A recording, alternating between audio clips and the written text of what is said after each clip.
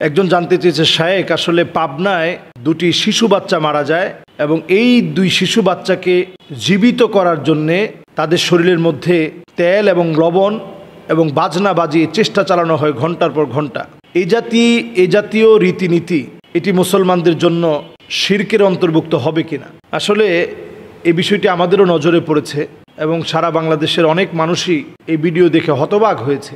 2024 সালে এসে 24 সালে আমি মুসলমান হওয়ার পরে আকাশ প্রযুক্তির এই যুগে এই রকম কুসংস্কার, অন্ধ রীতিনীতি আমরা বিশ্বাস করতে পারি, এটা সত্যি অবাক লাগে। দুইটা বাচ্চা পানির মধ্যে পড়ে দুইটা বাচ্চা যখন মারা গিয়েছে, স্বাভাবিক বাবা মা, এটা বাবা মার মন মানা খুবই কঠিন।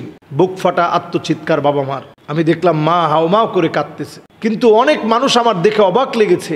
দাড়িওয়ালা একজন টুপি পরা, পাঞ্জাবি পরা ব্যক্তি পর্যন্ত এই চেষ্টা চালিয়ে যাচ্ছে। বাচ্চার গায়ের মধ্যে একটু তেল মেখে, সরিষার তেল দিয়ে তারপরে লবণ ছিটিয়ে খুব জোরে জোরে ঘষা হচ্ছে। একটা মৃত ব্যক্তির সাথে, ছোট বাচ্চার সাথে কি অমানবিক আচরণ হচ্ছে চিন্তা করেন। যেখানে ইসলাম তার গোসল দেওয়ার ব্যাপারে সাবধানতার সাথে তার সম্মান রেখে গোসল দিতে বলেছে। কারণ প্রত্যেকটা বনি আদমের একটা সম্মান আছে, আল্লাহ তাআলা প্রদত্ত একটা সম্মান আল্লাহ তাআলা দিয়েছেন। সেখানে অবাক হয়ে যেতে হয় মুসলমানদের দেশে আমরা কতটা মূর্খতা এখনো বসবাস করছি, যে গায়ের ভিতরে একটু তেল দিয়ে লবণ দিয়ে ঘষাঘষি করলে একটা মৃত মানুষ জীবিত হতে পারে। এইরকম একটা ভিত্তিহীন একটা কুসংস্কার, অন্ধ আচরণ, এবং যেটা কখনো কখনো আমাদেরকে শিরকের দিকে নিয়ে যেতে পারে। যে এই লবণ আর অথবা এই সময়ের কেরামতি, এই সময়ের ডুল বাজানো, এই সময়ের একটু সরিষার তেল দিয়ে বাচ্চাকে পিঠের মধ্যে দিয়ে দেওয়ার কারণেই বাচ্চা হয়তো জীবিত হয়ে যাবে, এই বিশ্বাস মনের ভিতরে লালন করা, এটি তো শিরক। শিরক সবচেয়ে বড় জুলম। এই জুলমটা পুরাপুরি এই জায়গাতে করা হলো। দায়িত্বশীল ব্যক্তিদের অবশ্যই এই বিষয়গুলোর ব্যাপারে, দায়িত্বশীলদের অবশ্যই সজাগ থাকা উচিত। পরিষ্কার মনে রাখতে হবে, এই পৃথিবীর সবচেয়ে ধ্রুব সত্য, যেই সত্যকে কোনো নাস্তিক অস্বীকার করতে পারে না, তার নাম হচ্ছে মৃত্যু। এই মৃত্যু নামক ধ্রুব সত্যকে নিয়ে পর্যন্ত নাটক করা হচ্ছে, অভিনয় করা হচ্ছে।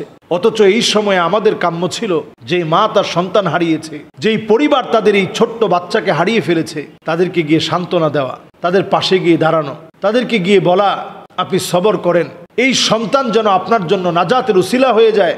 যেই লোকটা ডুবে মারা যায়, আল গরিক শহীদ, যে ডুবে মারা যায় সে শহীদ। আপনার সন্তান আল্লাহ যেন তার শাহাদাত কবুল করে। সে যেভাবে মারা গেছে আপনি সবর করেন, আপনি আল্লাহর জান্নাতে পাবেন। অথচ সেইখানে চুল টেনে ছিঁড়ে ফেলা হচ্ছে, মাটির মধ্যে গড়াগড়ি খাওয়া হচ্ছে। এই কাজগুলোকে নবীজি সাল্লাল্লাহু আলাইহি সাল্লাম পরিষ্কার হাদিসের মধ্যে নিষেধ করেছেন। এইভাবে মাতম করে চিৎকার করাকে নবীজি সাল্লাল্লাহু আলাইহি সাল্লাম নিষেধ করেছেন। এইভাবে কান্নাকাটি করা নবীজি সাল্লাল্লাহু আলাইহি সাল্লাম নিষেধ করেছেন। আপনি যদি এই সময়ে একটু আল্লাহ রাব্বুল আলামিনের শুকরিয়া আদায় করতে পারেন, আলহামদুলিল্লাহ, এইভাবে বলতে পারেন যে আল্লাহ আপনার সম্পদ আল্লাহ আপনি নিয়ে নিয়েছেন, আমাদের হাতে তো আল্লাহ কিছু নাই। আল্লাহ মন দুর্বল লাগে, চোখ দিয়ে পানি বের হয়, অন্তরটা চিন্তিত হয়। আল্লাহ আপনার ব্যাপারে এমন কিছু বলবো না যেটাতে আল্লাহ আপনি রাগান্বিত হবেন। সিদ্ধান্ত মালিক আপনার। আমার এই সন্তানদেরকে দিয়ে আল্লাহ আপনি নাজাতের উসিলা বানিয়ে দিন। আল্লাহ আমাকে সবর ইখতিয়ার করার তৌফিক দান করেন। ফাসবরুন জামিল ওয়াল্লাহুল মুস্তাআন।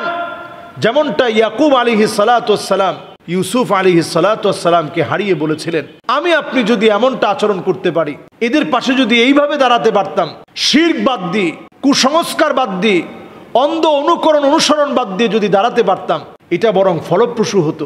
আমাদের দেশে আমরা অনেক সময় নিউমার ছড়িয়ে দিই, এবং এইটা দেখার জন্য আমি দেখেছি হাজার হাজার মানুষের ভিড় হয়ে গেছে যে একটা মৃত বাচ্চা জীবিত হবে। ডাক্তার যাদেরকে মৃত ঘোষণা করে দিয়েছে, হসপিটাল যাদেরকে মৃত ঘোষণা করে পাঠিয়ে দিয়েছে, এরকম বাচ্চা এখনই জীবিত হয়ে উঠবে। কয়েক ঘন্টা ধরে তারা তাদের কাজ চালিয়ে গিয়েছে, এর মধ্যে ডুল বাজানো হয়েছে। এই সব কাজগুলো ইসলাম সমর্থন করে না, এবং এগুলো আমাদেরকে শিরকের দিকে নিয়ে যায়, কুফুরির দিকে নিয়ে যায়। এই কাজগুলো আমি আপনি যদি বাদ না দেই, আল্লাহ আদালতে প্রশ্নবিদ্ধ হতে হবে। আমরা আল্লাহ রাব্বুল আলামিনের কাছে ফরিয়াদ করি, যেই পরিবার তাদের সন্তানদেরকে হারিয়েছে, আল্লাহ রাব্বুল আলামিন যেন সবর ইখতিয়ার করার তৌফিক দান করেন। এই জাতীয় কর্মকাণ্ড যেন আমরা ভুলে করে থাকলে এখন থেকে নিজেদেরকে যেন শুধরে নিই। কোন সন্তান চলে গেলে আর হায়াতে ফিরে আসে না। নবীজি সাল্লাল্লাহু আলাইহি সাল্লামের নিজের সন্তান চলে গেছে। ইব্রাহিম যখন চলে গেছেন, নবীজি কাঁদতেছিলেন। সাহাবায়ে কেরাম বলতেছিলেন, নবীজি আপনিও কি কাঁদেন? নবীজি সাল্লাল্লাহু আলাইহি সাল্লাম বললেন, ইন্নাল আইনা ইয়াদমা, চোখগুলো অশ্রুসিক্ত হয়, ওয়াল কলবা ইয়াহজান, অন্তরটা বিগলিত হয়ে যায়, মায়া লাগে। ইন্না ইব্রাহিম আল্লাহ মাহজুন, ইব্রাহিম তুমি আমাকে বড় চিন্তিত বানিয়ে দিয়েছ। কিন্তু আল্লাহর ব্যাপারে এমন কিছু বলা যাবে না যেটাতে আল্লাহ রাব্বুল আলামিন রাগান্বিত হয়ে যাবেন। মাআযাল্লাহ, আল্লাহ রাব্বুল আলামিন আমাদেরকে এই জাতীয় কথা, এই জাতীয় কাজ থেকে আল্লাহ আমাদেরকে হেফাজত করুক।